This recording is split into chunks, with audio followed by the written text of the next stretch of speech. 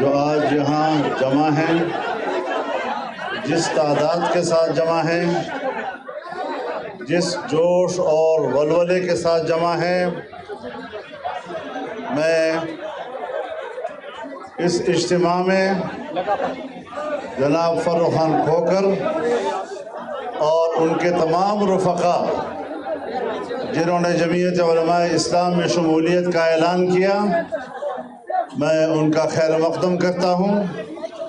ان کی شمولیت سے جمعیت علماء اسلام کی قوت کو مزید کمک ملی ہے، اور انشاءاللہ یہ قافلہ مزید ایسے سرفروشوں سے آباد ہوگا، یہ آگے بڑھے گا، یہ پاکستان میں اللہ کے کلمے کو سربلند کرنے کا کردار ادا کرے گا، یہ پاکستان میں شریعت کے نظام کو نافذ کرنے کے لیے کردار ادا کرے گا۔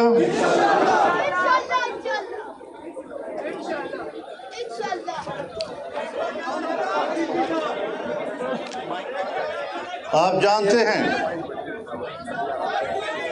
جانتے ہیں اگر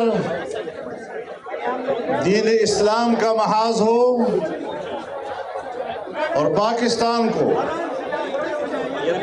اسلامی جمہوریہ بنانے کا معاملہ ہو،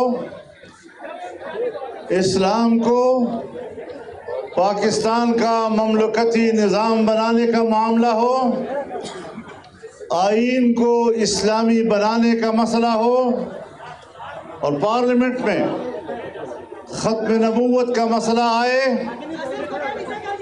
رسالت مآب صلی اللہ علیہ وسلم کی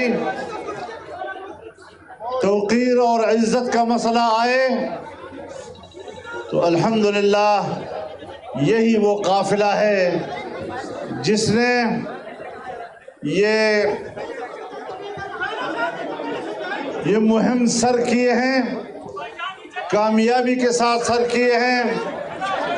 جب سپریم کورٹ میں ختم نبوت پر حملہ ہوا تب بھی ہم وہاں پہنچے اور سپریم کورٹ کو اپنا فیصلہ واپس لینے پر مجبور کیا ہے۔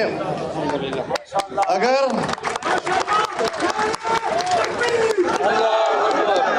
ختم نبوت کے عنوان سے لاہور جانا پڑا تو پاکستان کی تاریخ کے تمام بڑے بڑے جلسوں کے ریکارڈ توڑ دیے ہیں، اور اس عنوان پر قوم کو متحد کیا ہے، اور انشاءاللہ یہ اتحاد آگے بڑھتا چلا جائے گا۔ میرے محترم دوستو، دنیا میں آج مذہب کی توہین ہو رہی ہے، رسالت مآب صلی اللہ علیہ وسلم کے ناموس پر حملے کیے جا رہے ہیں۔ پاکستان میں ایک لابی ہے جو اس قسم کی فضا بنا رہی ہے۔ یہاں ان لوگوں نے مطالبہ کیا کہ جی ہمارے خلاف جو فیصلے ہوئے ہیں ان پر نظر ثانی کی جائے۔ میں اس جج کو کہنا چاہتا ہوں، میں اس عدالت کو کہنا چاہتا ہوں کہ اپنا یہ فیصلہ واپس چاٹو، ورنہ سپریم کورٹ کے چیف جسٹس کی طرح تمہیں اپنا فیصلہ چاٹنا پڑے۔ تیرا ایک اشارہ حاضر حاضر خون ہمارا، تیرا ایک اشارہ حاضر حاضر خون ہمارا، تیرا ایک اشارہ حاضر حاضر خون ہمارا۔ اگر اس وطن عزیز میں رسول اللہ کی عزت محفوظ نہیں تو ہمیں زندہ رہنے کا کوئی حق حاصل نہیں ہے۔ ہمیں اپنی جانیں نچھاور کر دینی چاہیے۔ یہ وطن یہ اسلام کے لیے بنا، اسلام کے شعائر کو تحفظ دینے کے لیے بنا، رسول اللہ صلی اللہ علیہ وسلم کے عزت و ناموس کے لیے بنا، اور جس کسی نے بھی ختم نبوت کا مسئلہ ہو یا ناموس رسالت کا مسئلہ ہو اس پر حملہ کرنے کی کوشش کی تو جرت مندانہ جواب اسی پلیٹ فارم سے دیا جائے گا انشاءاللہ۔ میرے محترم دوستو، ہم اس ملک میں آئین کی حکمرانی چاہتے ہیں، ہم اس ملک میں قانون کی حکمرانی چاہتے ہیں۔ عوام کے جو حقوق ہیں وہ عوام کو ملنے چاہیے، ورنہ عوام کا حق لڑنے کی جنگ ہم لڑنا جانتے ہیں۔ ملک کہاں پہنچ گیا ہے، مہنگائی کہاں پہنچ گئی ہے، عام آدمی کی زندگی اجیرن ہو گئی ہے، ملک کی معیشت کا دھڑن تختہ کر دیا گیا ہے۔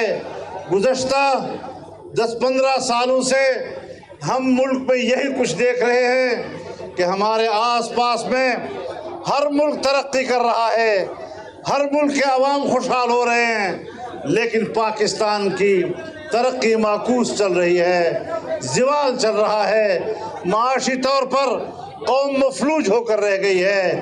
اور جب تک آپ دوست اسی جذبے کے ساتھ اس ملک میں انقلاب نہیں لائیں گے، تبدیلی نہیں لائیں گے، اسلام کا علم بلند نہیں کریں گے، عمر فاروق کی عدالت نہیں لائیں گے، حضرت ابوبکر صدیق کی صداقت نہیں لائیں گے، تب تک اس ملک میں عام آدمی خوشحال نہیں رہ سکتا۔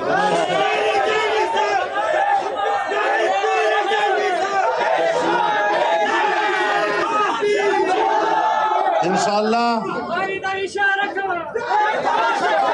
اس محاذ پر ہم نے آگے بڑھنا ہے، اور انشاءاللہ فاروق خان کا فیصلہ اور تاجی خان کے اس ڈیرے کا فیصلہ یہ پوری پنڈی کا فیصلہ،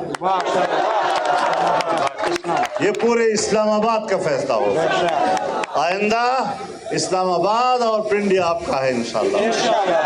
ہم ان جاگیرداروں کے اس گرفت کو توڑیں گے جو انہوں نے پاکستان کے قیام سے لے کر اور انگریزوں کے زمانے سے لے کر ہم پر گرفت مضبوط کی ہوئی ہے۔ انشاءاللہ جو علم مولانا مفتی محمود نے بلند کیا تھا عام آدمی کے لیے، آج وہ حقیقت کا جامہ پہنے گا اور ایک زمینی حقیقت بن کر سامنے آئے گا۔ اللہ تعالی ہمارا حافظ و ناصر ہو، اور میں ان کی تشریف آوری پر مبارکباد بھی دیتا ہوں، اور اسے صرف جمعیت کے لیے نہیں بلکہ علاقے کے لیے، خطے کے لیے بھی ایک سکوت قرار دیتا ہوں۔